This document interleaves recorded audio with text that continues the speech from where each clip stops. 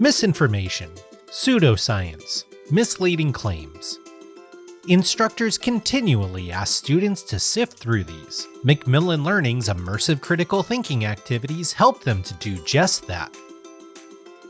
For psychopathology titles, the authors provide immersive critical thinking activities that ask students to sharpen their critical thinking skills by interpreting data, reviewing case studies, and playing the role of researcher or subject, all in the context of basic psychology principles.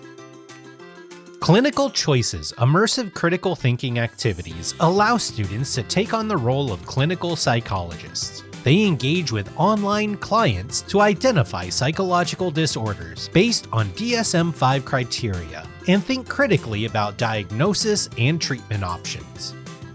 Each Clinical Choices activity goes through the same general steps, albeit sometimes in a different order, tailored to the particular case and disorder.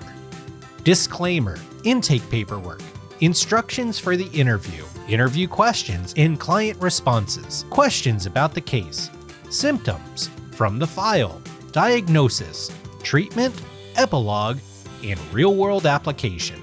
Each activity starts with a disclaimer noting that the activity is for educational purposes only, to ensure that students realize the activity is only a simulation. Following the disclaimer, students are able to view the intake paperwork to garner some background information on the case before they begin the activity.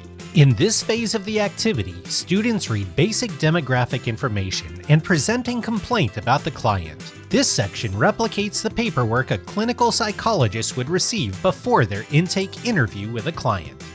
In the interview instructions phase of the activity, students receive logistical instructions on how to complete the activities.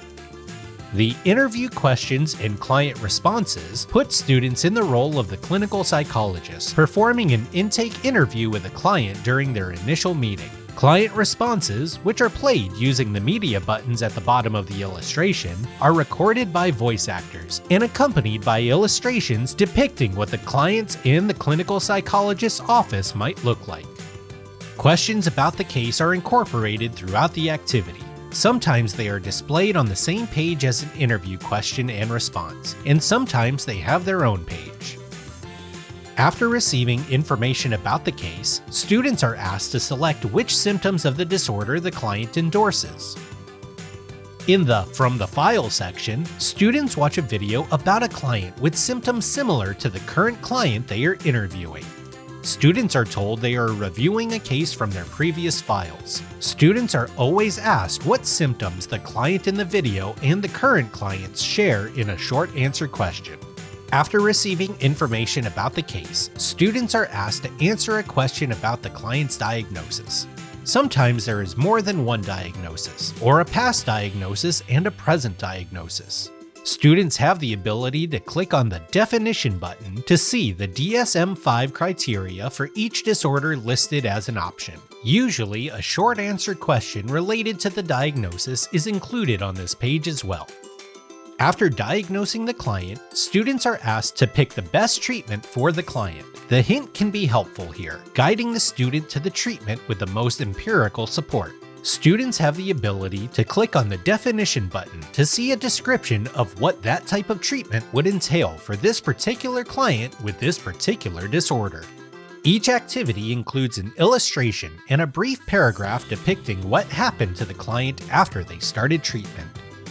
Finally, to conclude, students watch a video related to the particular case. This video may illustrate treatment or research for this particular disorder, or it may discuss ethical issues, such as involuntary hospitalization.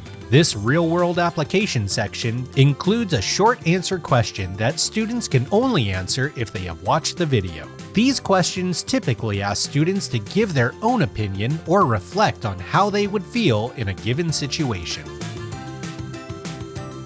Achieve for Psychology, engaging every student, supporting every instructor, setting the new standard for teaching and learning.